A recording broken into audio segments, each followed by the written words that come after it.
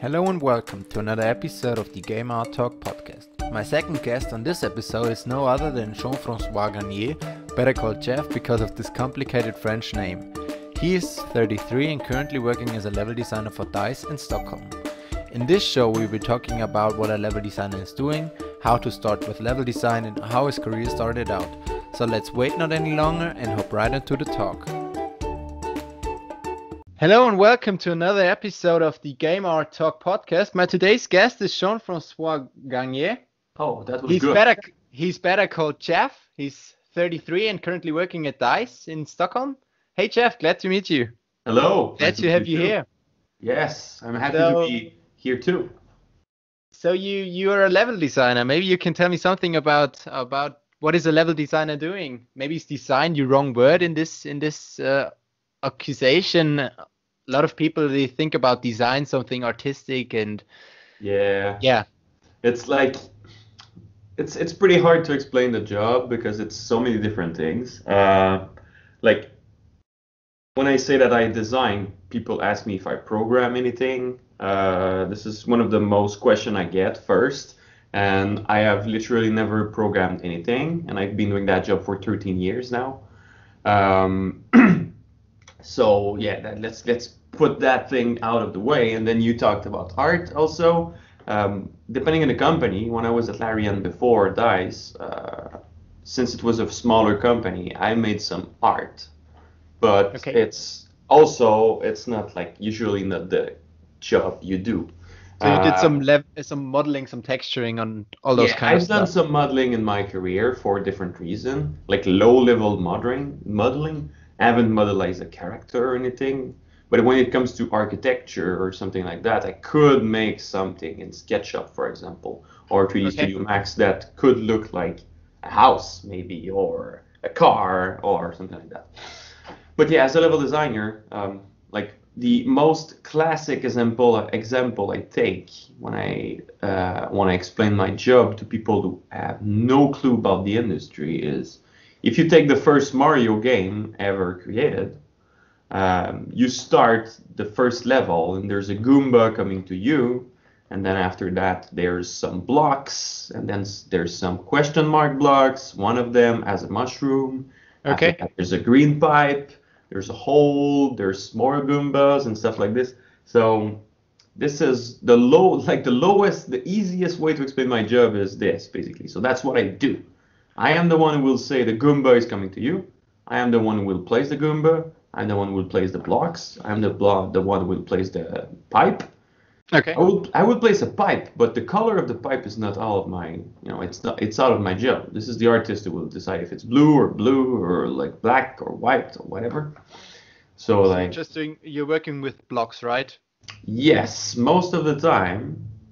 Like there's also there's to that I will open a bracket and say when I explain things in level design and I talk about level design technicalities, there's a rule I call it's the if but. So basically, whatever I say about level design can be true or false depending on the situation. So, but so for that job here, it's one of the job basically. I create the gameplay.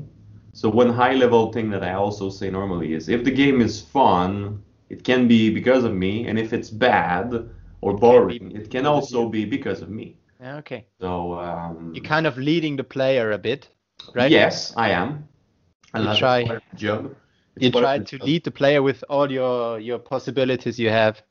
Yes, lights. It's big. Like flows is one of the most important thing for me when I make maps. So lights, it's important. Like, but we have to work with the artist. Like the BF5 prologue. Just talking about that. Yep. When you start, you fall down the sky and then you go up a hill, a snowy hill. Well, there's footstep on the ground that leads you up. When you land, the camera is pointing in the direction I want you to go. There's a couple of ally soldiers coming up the hill with you to guide you to that thing. Because since it's the first thing you play in the game, and maybe this is their first-person shooter in their life, so you have to figure out stuff. So it's all these little details that help the It's really player. logical, right? Yes, exactly. So And there's lights, and then if you move around, it's darker. Player will always move towards the light. They will always follow the track, even though it's open world or whatever. Most player will just keep on the road, you know. yeah, that's kind of a Uh, base rule when it comes to level design, I guess. The light, you can lead with light. oh yes, yes, it's really important nowadays. It's like Left 4 Dead. They made an amazing job for that on the game back then. And lights is super, super, super important in this game, and that's how they guide the player. And like I said, player won't go to darken area usually because it doesn't feel safe. It's like maybe there would be monsters or enemies or stuff like that. I usually never put enemies in dark area because gameplay track gameplay. Okay. So if I put an enemy in a dark area, maybe there's a reason, like I said. Everything I say may be true or false depending on the situation, but putting a treasure, for example, could be good though because you reward exploration. So it's another thing. But if you want to guide the player somewhere, you better put the gameplay ingredient like enemies or collectibles, like the coins in Mario, for example, or Yeah. stuff like that in the light, because players will then go there. And if for whatever reason there's no light or something in your level, well, if you want to guide the player, put enemies or gameplay, so they will be attract gameplay Okay. attract players. So, but yeah, it's part of my job. But also like script events is also a thing. If at that specific time I want a plane passing by and shooting people, and I want to call an explosion or something like that, well, Okay. it could be part of my job. I'm not the one making the explosion, but when the explosion happen, if This it's is your job. this can be my job. Like I said, Okay. it could be true or false depending on the situation. But like if you go to a specific place and there's a building falling up every single time you play, well, it's mostly a level designer or a scripter or like whatever else who decided that this building will Okay. collapse at the same time. So So did you that's have you worked on like 5 Assassin's Creed games, I guess? is it 5 or 6? I don't know. There's a lot. I counted 5. Brotherhood, Revelation, 3, Black Flag, Syndicate, but I also worked on, well, Tyranny of King Washington DLCs, which is part of Battlefield 3, but it's another Battlefield, Jesus Christ, Assassin's Creed 3, which Yeah. is also some sort of another game. So yeah, 5 or 6, depending on the How you details. count how you count it, yeah. Yeah, exactly. But yes, a lot. So could you say in the level design, is there any difference between Assassin's Creed and Battlefield 5? Everything's different. Everything's Everything is different. uh, What is different? How do you approach the game differently? um, well, if the easiest question, if like it's not for me because I haven't worked on multiplayer, but obviously multiplayer map in Battlefield is really different than Than an uh, open world map in open Assassin's Creed, world right? map in Assassin's Creed, and Yeah. that's the thing also. Depending on the war stories, some of the war stories we wanted them to be more open. Nordlist is one, and Under No Flag is one too. The others are more linear. Um, like when you make Assassin's Creed first, it's really important. It's also DICE work away and Ubisoft work away, which is really different also. Okay. But in Assassin's Creed, basically, I will take Syndicate because I was lead level designer on that one, and this is the Assassin's Creed that was leaded in the studio I was working on. Because Assassin's Creed is made with like 1,000 people in 9 different studios, Yeah, it's so a pretty that's huge that's project. a lot of people. But yeah, if I take Syndicate for example, when you create Assassin's Creed, it's in real life location, which is the same thing with Battlefield, Yeah. but like you have to be really accurate in the world you create in Assassin's Creed, because it's how it is. Real life building needs to look like real life building, and it's the same thing in the Rotterdam multiplayer map in Yeah. Battlefield 5. It really looks like the real place, and it's really good. But when I was like working in the prologue, which is a really specific experience, I didn't create the stuff like I was building the map in Assassin's Creed, because it's linear, and then Assassin's Creed you have to create a 360 approach to every single area you make. Yeah, it's this And open sandbox game. yes, but also Assassin's Creed is one of the hardest. Well, I could say that, I don't know. Spider-Man was probably freaking hard to make too, but like you can literally go everywhere in Assassin's Creed. You can climb on anything, you can jump on everything and stuff. So it's really 360, because you can come from the sky, you can come from the underground if there's some paths there or whatever. So it's really different to create that kind of game than a Battlefield game where you are on the ground. Yeah. And then you can jump and stuff, but you can't climb freaking Everything. towers and stuff. Yeah. But on the other side, there's destructions. There's a lot of different kind of vehicles. You have planes, and then when you make an under no flag war stories, you can pilot a plane. So level designer worked at that. They had to obviously think, okay, so if the player stay on foot, that would be his gameplay. But if he decides to go in a plane, well, the gameplay needs to be adaptive to that thing. So Okay. we don't have plane in Assassin's Creed. Well, we had the flying machine back then, but it was a specific mission. In the second one. Exactly, it was a specific mission, but yeah. So it's really different to create both, but the same principle apply to every single game when you work on level design, with flow, consistencies, like I said, and other stuff like this, difficulty progression. Assassin's Creed is not good for that.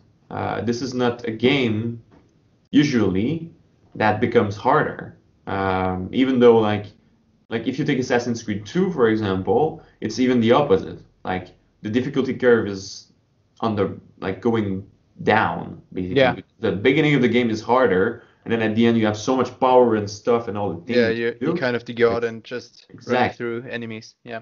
But Assassin's Creed is not a game that is supposed to be hard or challenging in any way. It's a game that puts you in a time period, in a historical period, and then you just toy with it, Yeah. So, but yeah, that's some sort of difference, I guess, between both games. Also, comparing a third-person adventure with a first-person shooter is obviously It's obviously another game. Yeah. Yeah. Exactly. So, what was the hardest part in the level design process of Battlefield 5? Well, since I only worked on the prologue, well, I'm working on Combined Arms now, but I can't talk about that because it's not released. Okay. The prologue, what was hard is, the prologue is, now with games today, you have a TRC thing that you have to do for console, that you have to be able to play the game after you installed a certain amount of data. Yeah, I know. Every single game of that. The prologue is that thing for Battlefield. It was the same thing for Battlefield 1. You could install 5 gigabytes of data and then start playing, and then you will play the prologue. So it's the same thing with Battlefield 5 prologue, but the Sony and Microsoft changed their TRC, I think, maybe last year or something like that. So instead of having 5 gigabytes, we had 10. So we had double the size of data we could use compared to BF1 prologue. So that's why we decided to have a crazy thing to go into 5 different biomes and then switch between different area and gameplay and stuff seamlessly, because you start in Norway and then in a snap you're in a tank in Africa, and then in another snap you're a sniper in another part of Africa, and then in another snap you're flying a plane in the sky, and then in another snap at the end you're down on the ground as an infantry British man fighting with tanks and stuff, Okay. Everything is seamless. There's no loading or whatever, because since it's the thing you have to be able to play while you install the game, you can't save, you can't load. So everything, like, it doesn't look like it when you play it, but you know, the hardest part for us was to fit 5 different countries in one map. Okay. Everything is in one map. Yeah. I'm like soon enough, when like next week, when the game will be really released for real for every single one in the world, I will show a screenshot of the top view of the map, because you know it was technically hard to pull, because we have to stream everything, and then you know I posted a GIF on Twitter about, like, you know, I don't remember the TV show, but like there's a little dog on the train, and he's basically putting the tracks in front of the train as the Oh, train yeah, goes yeah, up. yeah. I know this GIF. Exactly. So this is literally the prologue. Was You it Wallace are, and Gromit? huh? I don't know. It's in his back. I don't know. Yeah. Okay. But like, it's a prologue.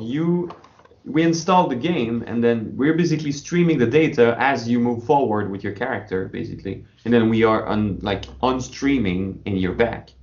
So when you in the first cinematic, we are installing the game and streaming the first area you will load in, and then you get in, and then while you're getting in, we are installing and streaming the second area.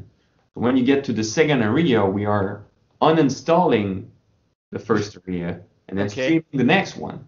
And then it goes on and on and on until the prologue is done, you know, because we are so limited with the amount of data we can have at the same time. And since we have, you know, 4 different set of textures for the biomes, because you have one that it's in the snow, the other one is in the desert, the other one is in like France or something with green grass and trees, and the other one is in the sky. So it's a lot of data that you can't have at the same time. So that was like the hardest part, literally, was to be able to fit that in a map, and find solution to be able to hide everything for the player. Because at some point, I remember you were able to see Norway from France, basically, because like it was how it is, how the map is made. So that was really the hard thing about BF5 from my experience was, well, the prologue, because it was one technical thing to be able to pull off. Even though it's like a 10-minute experience, it's probably the hardest technical map I've done in my career, literally. Yeah, it's often the same case. The smallest things take the longest. Yes. And it was probably the most expensive one to make too. Oh, okay. Because of the cinematics and the voiceover, and the, you know, Mark Strong is the narrator for the game has to be prologue. impressive, yeah, at the beginning. So it's just like it was a big thing. It was a small thing, but like for people, the player, it's a small thing, just like the thing you start, and then it's cool, like, and then like gives a lot of different emotions and people. There's some people who cried playing the prologue and stuff, but like in the back, there's like a fucking huge, gigantic thing that had to be done to make that thing happen. So yeah. So you moved to DICE in March of this year. In March. Yes. So why DICE? Why Europe? I worked on the Division 6 years ago. When I was at Ubisoft, I was sent for Massive. Yes, right? For Massive. I was sent on a mission to work at Massive, because basically I went to Sweden 4 times. 3 times. 4 times, yes, 4 times. And then 3 times was at Massive, for the 4th time is here. But we basically started working with Massive in Quebec on the Division. And I was alone in Quebec, but my level design team was in Massive, basically. So I had 5 guys with me or something like that. So at some point they were like, yeah, obviously it's pretty hard for communication and stuff. So they sent me to Massive, and I lived in Malmö for 5 months, and I fell in love with Sweden, literally, easy as that. So I came back for a different reason, because whatever, Quebec stopped working with Massive, and we went on more Assassin's Creed and thing. So I kept on working at Ubisoft for years, and then I went to Larian, working on Divinity Original Sin 2, and then after the project was shipped, I wanted to do something else and maybe move. And I applied to some companies. I really wanted to work on a first-person shooter. Okay. So obviously I applied to companies who had some sort of first-person shooter experience, or, whatever. But I applied at DICE and I applied at Massive again because I worked there, and they were working on Avatar, the next game. And I was like, yeah, it could be fun to work on that thing, even though I have no clue what it is. It could be really cool. And then I also applied at Naughty Dog, not that they work on a first-person shooter, but there was an opening for The Last of Us 2, and that's a franchise I really love. Pretty nice. And then there was other companies in the UK also wanted to get me, whatever. But I got an interview at DICE and an interview at Massive almost at the same time. So I flew to Sweden in January, then I went back to Quebec, and then I flew back to Sweden again 2 weeks later For another interview. for Massive for another interview. Okay. They both wanted me, so I took DICE because I don't know. I wanted to go to Stockholm, and they were offering more, and I don't know. It was different. Like, yeah, I lived in Malmö. It was really cool, but I was like, okay, I would experience something else, whatever. And then I literally the why is like I literally applied in Sweden because I wanted to go back to Sweden. My choice was either California or Sweden. California because sun, beach, no winter. I'm Canadian, so Stockholm we is have the whole difference, right? it's really, yes, it will be really different. But then I went to Sweden. I feel like home here. It's it's not as cold. It's far from as cold as Quebec City, and it's usually not as warm in the summer either.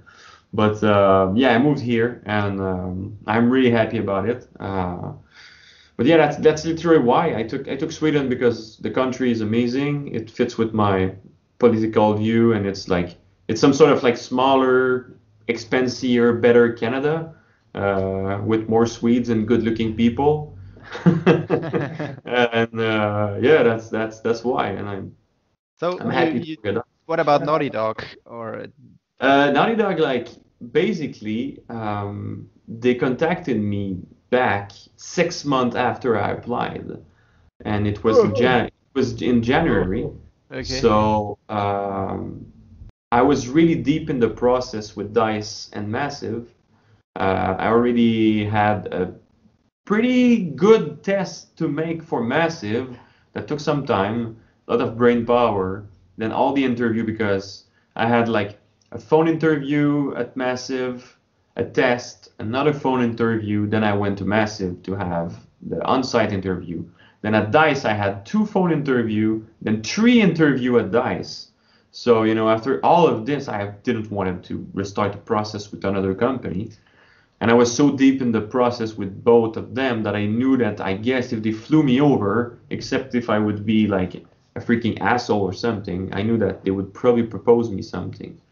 Okay. So that's literally why I said, like, Naughty Dog really wanted me. It was crazy because I had to tell 3 times to the guy that I was not interested anymore because I was in the process with other companies. Like, I was really clear.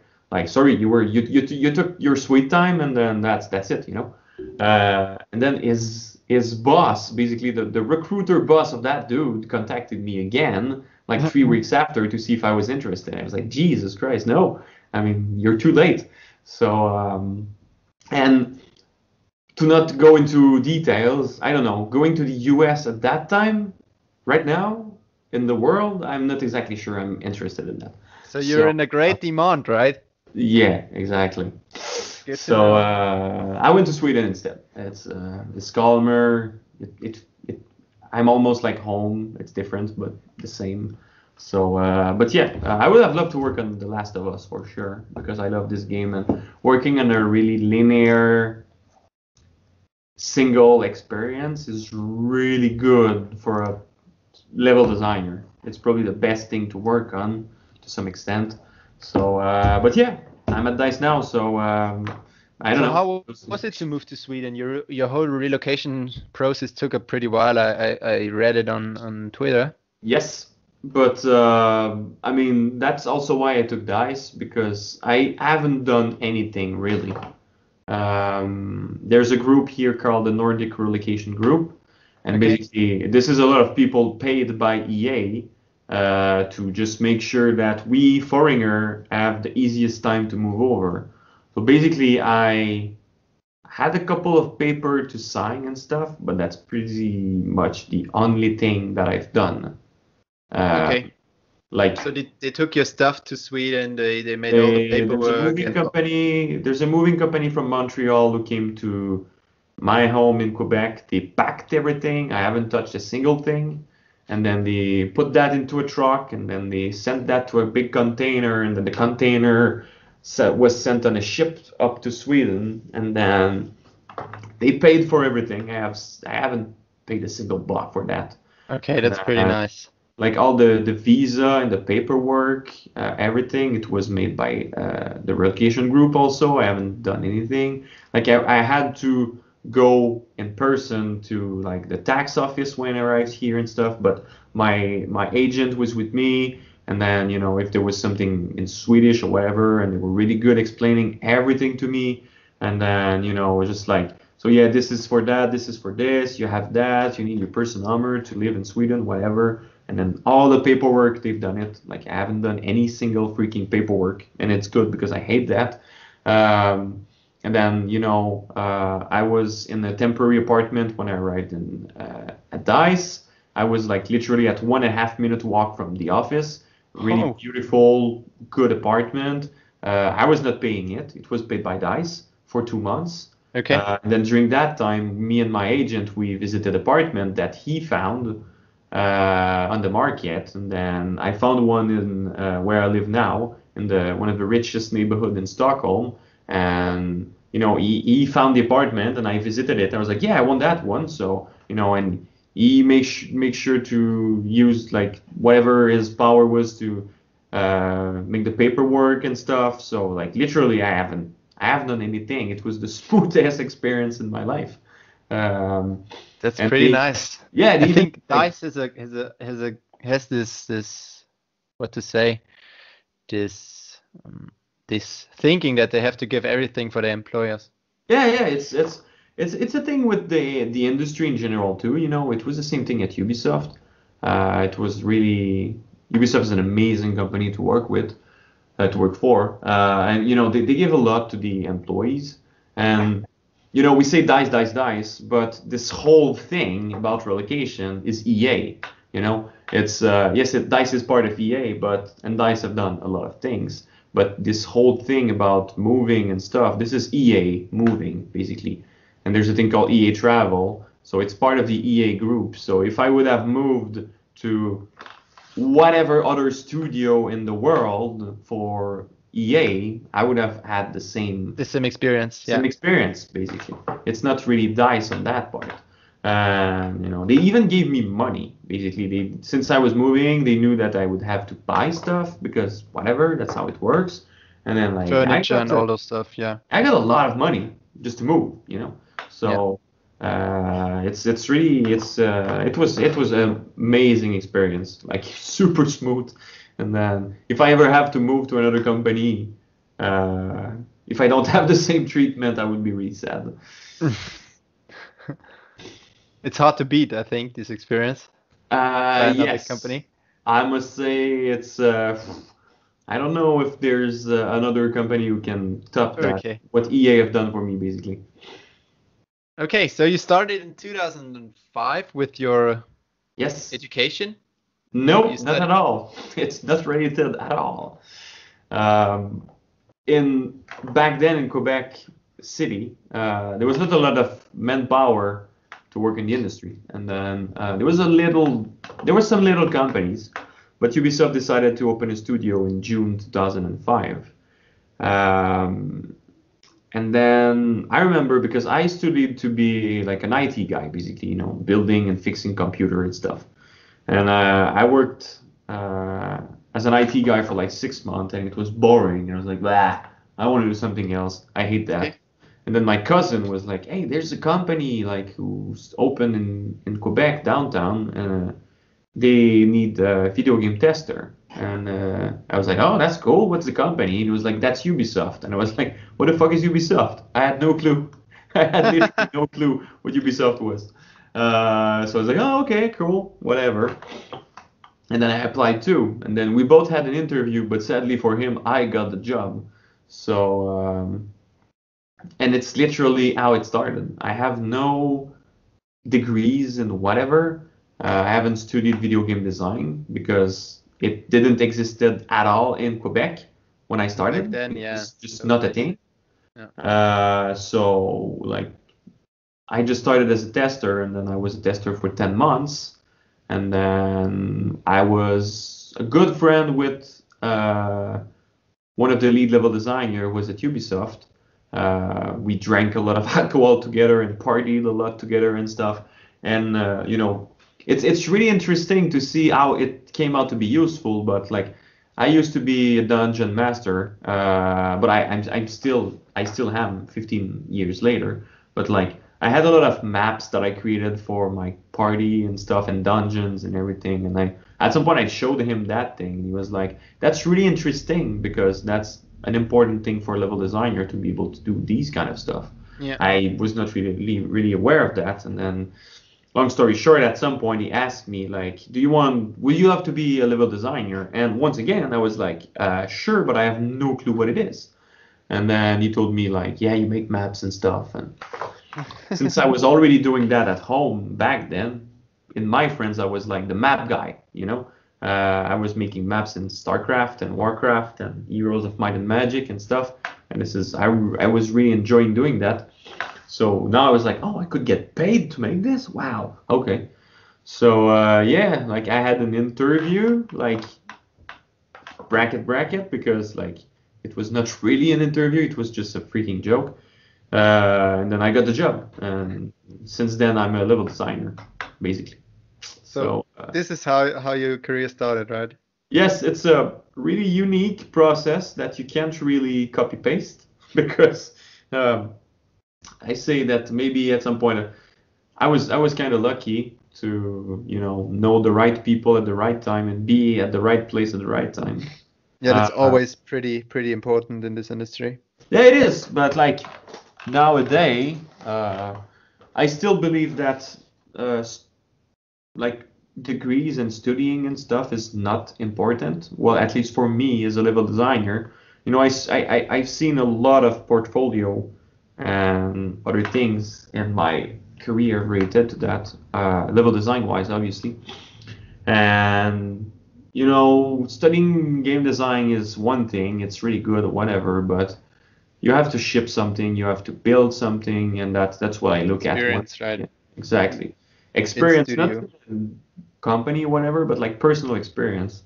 And it's the same thing for artists to some extent. Like Yeah, if it you have is. a really good portfolio, well, that's what is important. Whatever degree piece of paper you can have, it's like, well, Nobody personally, I cares. don't give a damn about that.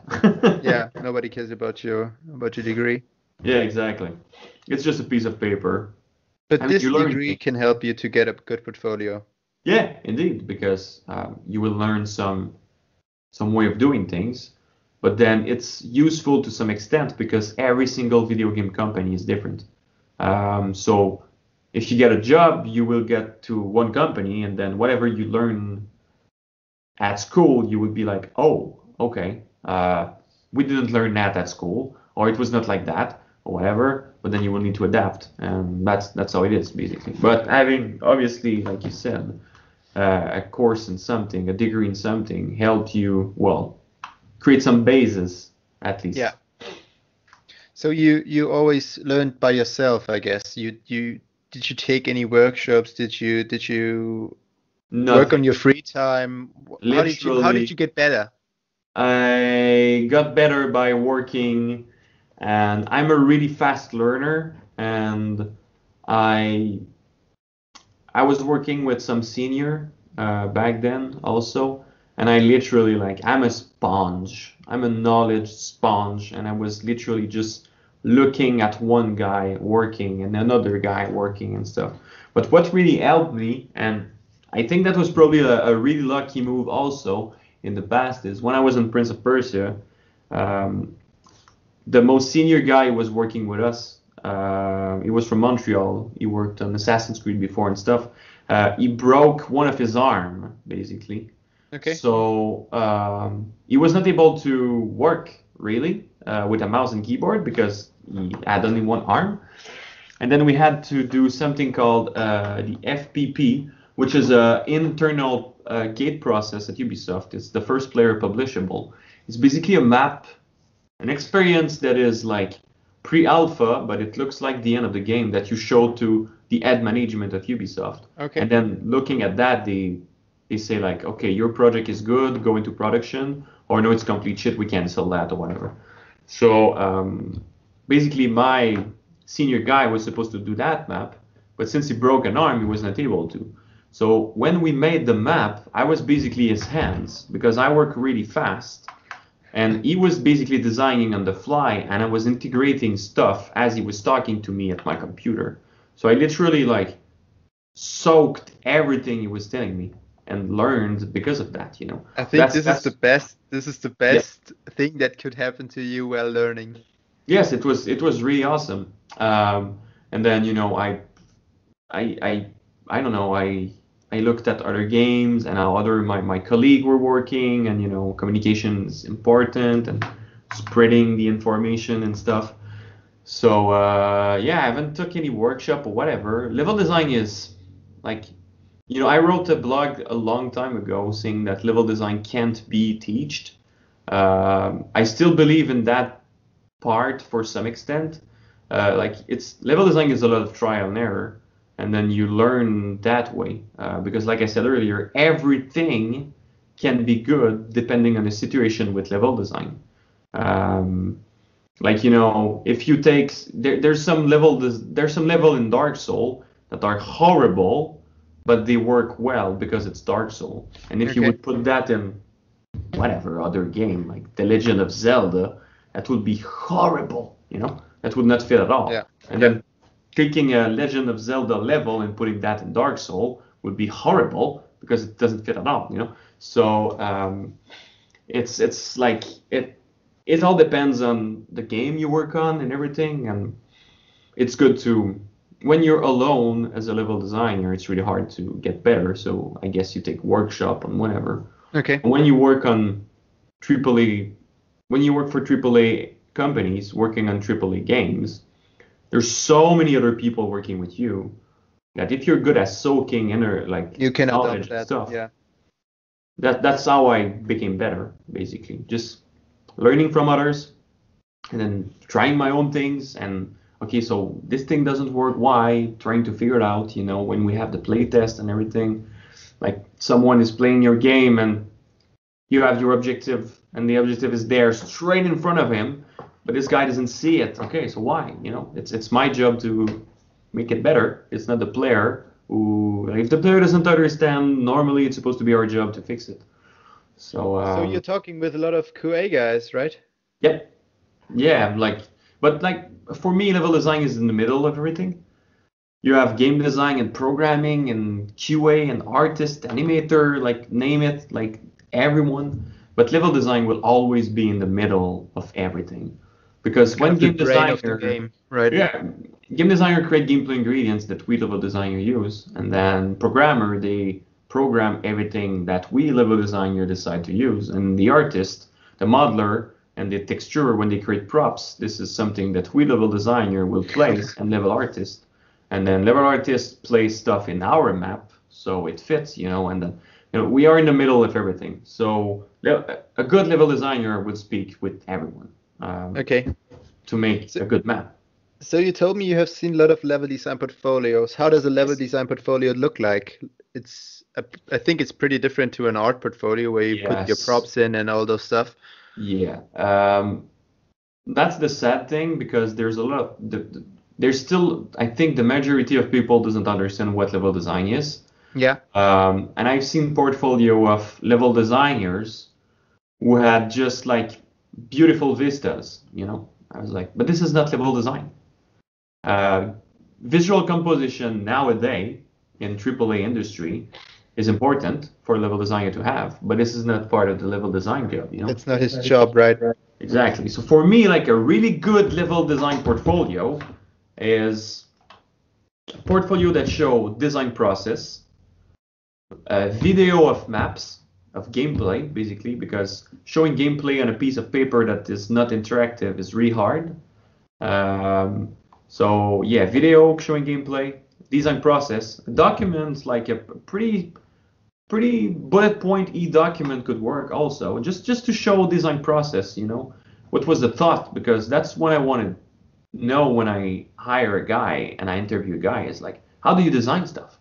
Because there's no bad or good, better way to design stuff, but I want to know what's your design process, you know, and like there's all the keywords I want to know when like I want to hear when I talk to someone about, like I said, flow, and then, you know, difficulty and consistency and progression, and like these magical words. It's important because if the level designer has no fucking clue about flow and like difficulty progression, like I don't see how he's supposed to make good levels. And then, you know, I'm perfectly okay, and I want to see Greyblock's level in a level design portfolio, because if the guy is able to make a fun and kind of even good looking environment with only gray blocks, well, that's a really good sign for me, you know. And yes, if the guy or the girl is good enough to make something beautiful, well, you can put that somewhere. But I will look at that last time, like in the last thing when I look at the portfolio, because I don't mind about that, because 99.9% of the time you won't have to make anything beautiful as a level designer. It's not your job. So it's not important to me. Okay, so as a level designer, I think you have to know the engine in and out, right? Yes. Because you are in the middle, you have to grab everything and composite all this game together. You have to be pretty good in the engine. So how is the Frostbite engine to work with? You work with the Ubisoft engine, right? Yeah, the thing is, in AAA's industry, and that's related to the other question with the portfolio. Learning editors is important, but in the end, they almost feel the same to some extent. So, like, you know, people will listen to this podcast and stuff, and you know, obviously, the two main editor now are Unreal and Unity, and it's good to learn them if you like, you know, you haven't worked in the industry or whatever. It's important to know editors. But in the end, depending on the company, you will not use them probably. Like, especially if you go to a AAA company, some still use Unreal, some of them. But in my career, I never used them. So Ubisoft, they have. It's funny because every single project as Ubisoft has their own editor. So Assassin's Creed is Anvil. Far Cry is Junior, Division was Snowdrop, Prince of Persia was Jade, For Honor is Blacksmith, which is some sort of Anvil but different. So like every single project is own editor, and then Frosted at DICE is the one that is used for everything. And I would say Frosted is easier than Anvil. For Assassin's Creed is the worst editor I used in my life. Not because it's bad, it's really powerful, but it's hard. It's really hard to use. The more powerful, the harder it gets, right? Oh yes, and it's overwhelming. There's a billion buttons everywhere and stuff, and then you don't use 95% of them. And it's really, really, really powerful. But if you don't have a programmer with you, you can't do shit with Anvil, you know. They added visual scripting. It was called Domino in Anvil. You know, it's like Blueprints and Kismet and whatever. They added that. Was it? Maybe it was like 7 years ago or something. So it was desperately needed, and now it's like we can script stuff or whatever. But coming back to Frosted, it's a really powerful engine too. You know, you see in Battlefield, games look so freaking amazing. Yeah. with all the destruction and stuff and whatever. Um, but there's still things that are really weird to me. Like, oh my God, it's like a big AAA editor and stuff, but there's simple things that Frosted doesn't do. Like the simplest thing for me is when you generate nav mesh for the AI, for example. It's really technical here, but when you generate nav mesh, you can't partially generate nav mesh in areas. You have to always generate the whole freaking map. And if the map is big, it takes a lot of time and it's annoying, you know? So Yeah. it's a small thing. I was like, what? When I was at Larian Studios, indie company, small company, a small editor, you're able to partially generate nav mesh. You don't have to generate nav mesh for the whole map every single time, you know? So there's some different things, you know. There's some shortcuts that I would love to have that I had in the past, like a keyboard shortcut to be able to rotate an object 90 degree, Oh. just in a shortcut, you know. It was not at Larian. We didn't have that in the Divinity editor, but I asked the team tool people like, can you just create that thing for me, please? It would be really useful. It will like help me work really faster. So that's a thing. You know, the small things. But in the end, like yeah, you can make a lot of really cool things with Frosted, obviously. So, So yeah, would you have any advice for young students who want to become a level artist? So, a level artist.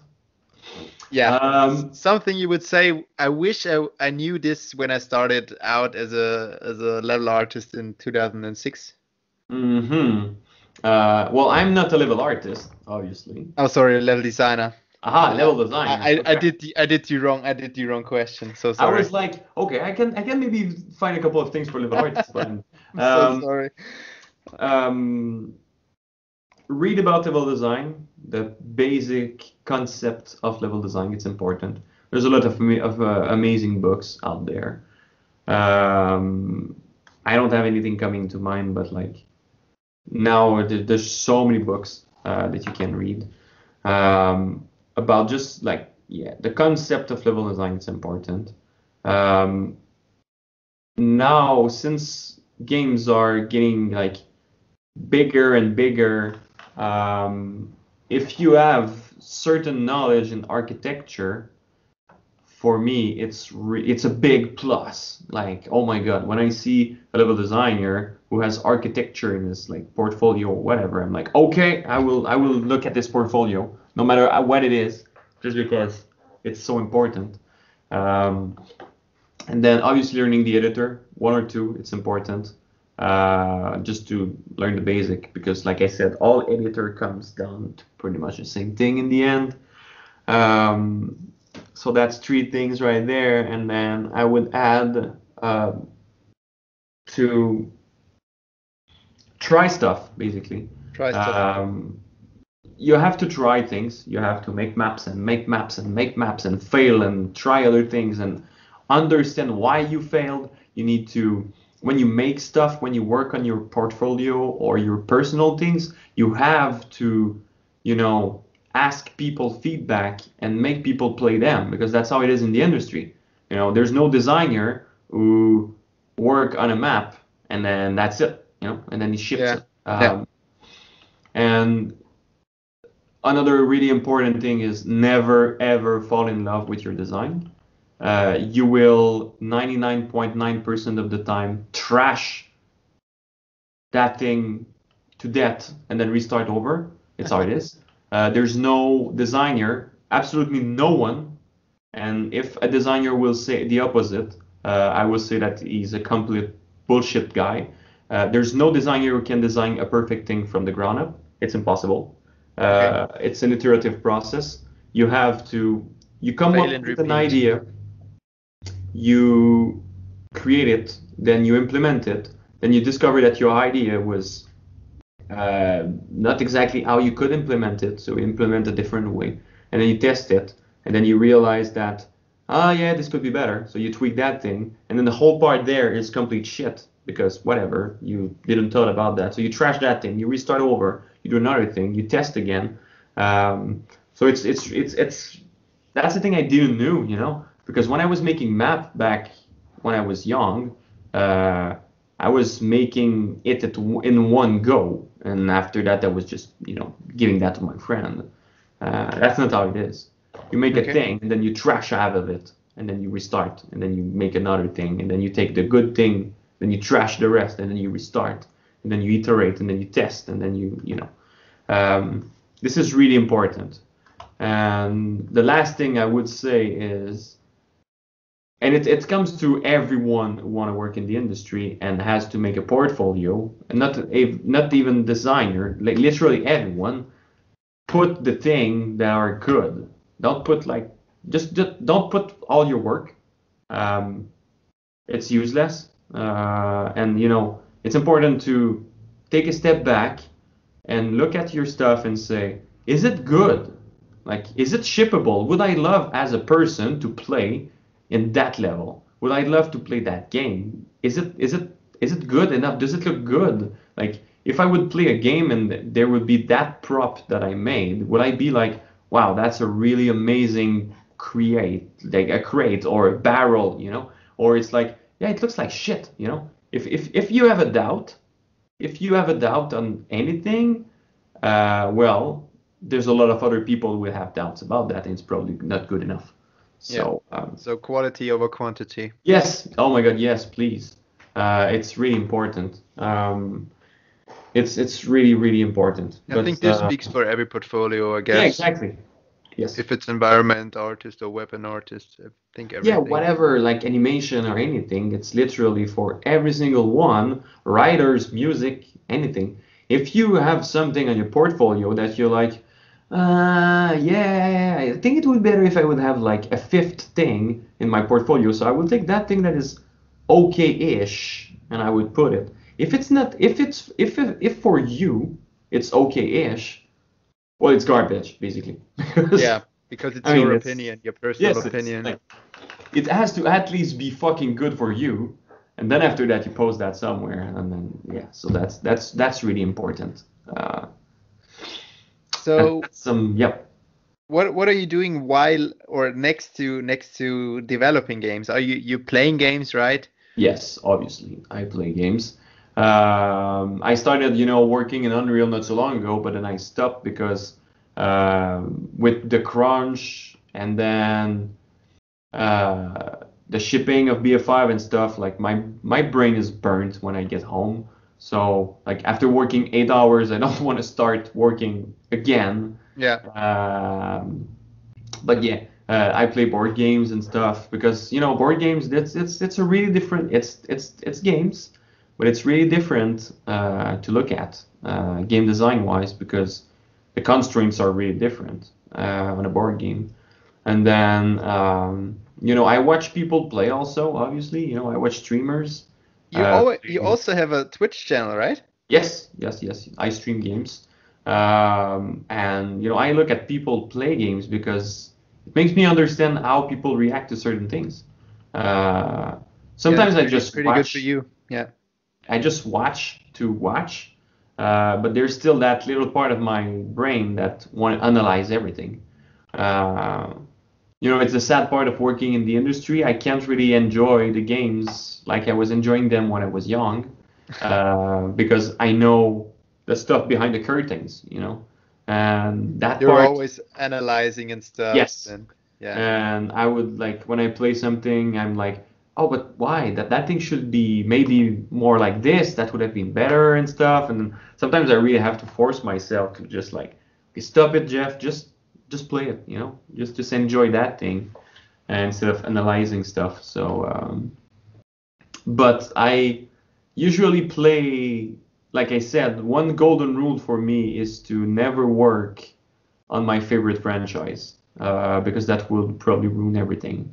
So I'm just saying that I don't like Battlefield, far from that. But I'm an RTS guy, so like I would never work on StarCraft, for example. Okay. I love this game so much. I love playing this game so much. So like if I But you, would work at Blizzard, I would probably work on WoW because I never really enjoyed WoW. Uh, but I have friends working on WoW, and you have to be a freaking nuts about WoW to work on WoW. So I would never work on WoW basically because I don't really love that game.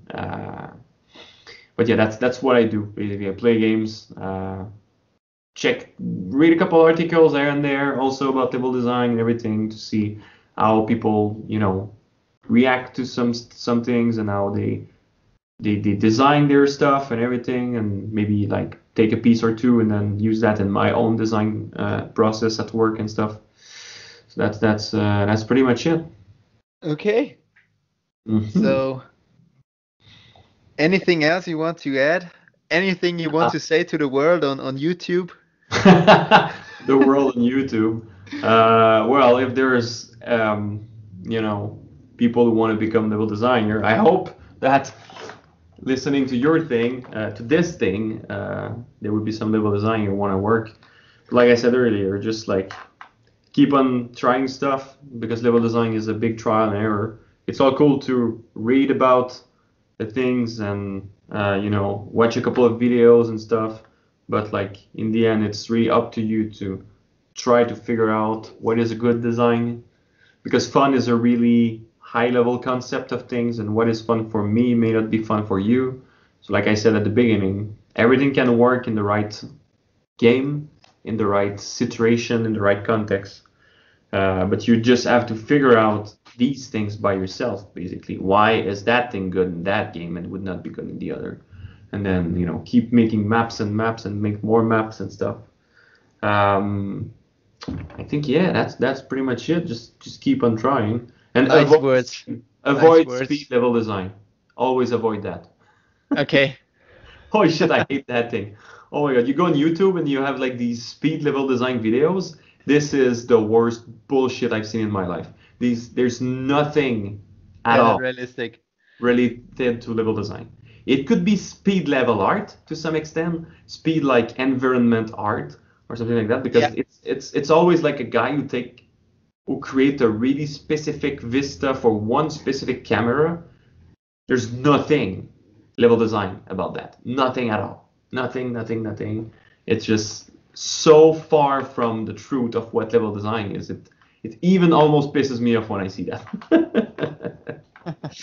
But yeah, we need more designers. We need more level designers in the industry for sure. But I think I will end that by saying that if you want to be a level designer, prepare to work hard, because it's really hard nowadays to get a job in level design. It's really hard because there's a lot of people, a ton of people who want to do design stuff, but like you don't need a billion level designer in a company. You need more artists than level designer, basically. So it's a really hard job to get, but don't get discouraged by that and keep on working. If you're good enough, you will get a job for sure. I think these are pretty nice words for the end. Mm-hmm. And I say thank you so much, Chef, for taking the time. This was fun. Being part in the podcast. Yep. I could literally talk with you for hours, but I think nobody would listen to us after 2 hours. Yeah, exactly. It needs to end at some point. But I don't know. We'll do a part 2 in a couple of months, maybe. Yeah. So thank you and bye. Hey, thank you and see you. Have a good one. Bye-bye. Bye.